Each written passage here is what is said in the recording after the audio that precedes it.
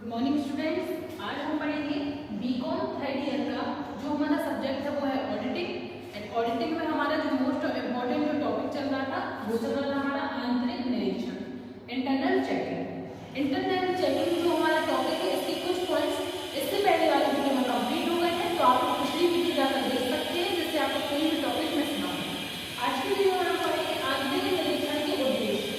क्या उद्देश्य होता है जिससे हमारी संस्था में आंतरिक निरीक्षण हम करवाते हैं और आंतरिक निरीक्षण की जरूरत पड़ती है। सबसे पहले थोड़ा सा आंतरिक निरीक्षण के बारे में समझ लेते हैं कि आंतरिक निरीक्षण क्या होता है। देखिए, इंटरनल चेकिंग का मतलब होता है कि एक कुशल कर्मचारियों को उनके हिसाब से उनको काम को सौंप देना। ये श्रम विभाजन के सिद्धांत पर आधारित होता है। अब श्रम विभाजन क्या होता है?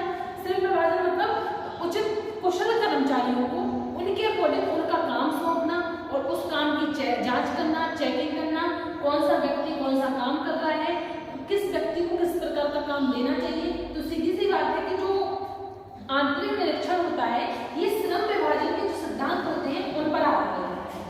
श्रम मतलब एम्प्लॉयर्स को कौन सा काम दिया जाए, कैसा काम दिया जाए, एक उचित व्यक्ति को उचित तरीके का काम दिया जाए, जिन व्यक्तियों को जो काम आता है उन व्यक्तियों को वही काम दिया जाए। तो ये सब चीजें हमारी आंतरिक निरीक्षण में आती हैं। अब हम देखते हैं आंतरिक निरीक्षण के उद्देश्य। सबसे पहला है हमारा अशुद्धियों एवं छल कपट का रोक। देखना क्या होता है कि आंतरिक निरीक्षण का सबसे पहला उद्देश्य होता है कि जो अशुद्धियां होती हैं संस्था में, छल कपट होती है। अशुद्धियां क्या होती है? जो गलती से अशुद्ध कुछ हो गया या गलती हो गई या कुछ ट्रांजेक्शन गलत हो गए। छल कपट क्या होता है? जो एम्प्लॉयर्स के द्वारा फ्रॉड हो जाता है, कभी कभी फ्रॉड कर देते हैं। इन सब चीजों को छोटी छोटी चीजों पर तुरंत रोक लगा देते हैं। हमें तुरंत ये चीजें पता चल जाती है और तुरंत हम इन चीजों पर रोक लगा देते हैं। तो आंतरिक नियंत्रण का सबसे पहला उद्देश्य होता है कि अशुद्धियां एवं छल कपट पर रोक लगाना। दूसरा है हमारा कार्य कुशलता में वृद्धि। कार्य कुशलता में वृद्धि देखो, अगर समय समय पर आंतरिक निरीक्षण इंटरनल चेकिंग होती रहेगी तो हमारे जो एम्प्लॉयर्स हैं उनकी कार्य कुशलता में अपने आप ही वृद्धि होती रहेगी। क्यों? क्योंकि वो फ्रॉड कर नहीं पाएंगे। और दूसरी चीज, उन्हें अगर वो गलती करते हैं, गलत काम करते हैं या उनके काम के माप हो जाती है कि आप कितना काम करते हो, तो तुरंत वो अपने काम को एक इच्छा अनुसार करने की करते हैं, है ना। तो कार्य कुशलता में वृद्धि होती है। नेक्स्ट है हमारा अंतिम खातों को शीघ्र तैयार किया जाना। लास्ट अकाउंट जो होते हैं, अंतिम खाते होते हैं, उनको शीघ्र तैयार करने में भी मदद होती है। क्योंकि समय समय पर जब इंटरनल चेकिंग हम करते हैं तो समय समय पर थोड़ी थोड़ी सी हमारे पास रिपोर्ट भी अवेलेबल होती है। और जब हम सारे अकाउंट्स की एक रिपोर्ट तैयार करते हैं, लास्ट अकाउंट तैयार करते हैं, अंतिम खाता तैयार करते हैं, तो वो आसानी से अंतिम खाते को तैयार कर सकते हैं। इसके बाद है हमारा चौथा गलतियों का छूटना। छोटी छोटी जो गलतियां होती है ये छूट जाती है। आंतरिक निरीक्षण व्यक्तियों के द्वारा ही किया जाता है, वरिष्ठ कर्मचारियों के द्वारा ही होता है। तो जो छोटे छोटे एम्प्लॉयर्स गलती करते हैं उनको छूट जाते हैं, उनको गलतियों में सुधार होता है।